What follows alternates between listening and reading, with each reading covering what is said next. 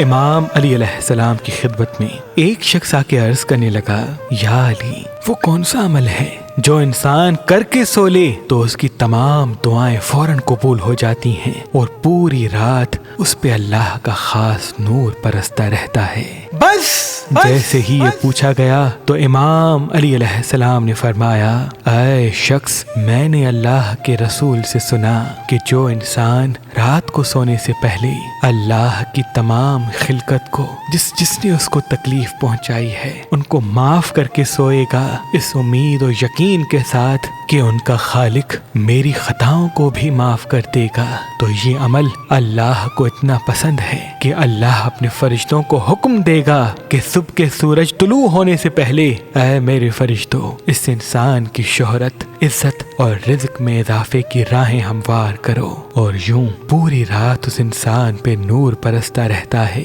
اور جیسے ہی وہ صبح اٹھتا ہے تو وہ اپنے کاموں میں آسانی اور کامیابی کی راہیں اپنے سامنے پاتا ہے، کیونکہ جو انسان اللہ کی مخلوق کو اللہ کے لیے معاف کر دیتا ہے تو اللہ بھی اپنی تمام خلقت کو اس انسان کے لیے ماتحت کر دیتا ہے، تاکہ میری تمام خلقت جہاں جہاں یہ میرا بندہ قدم بڑھائے اس کے لیے عزت، رزق اور خوشحالی کی راہیں ہموار کرتی رہیں، خوشحالی کی راہیں ہموار کرتی رہیں۔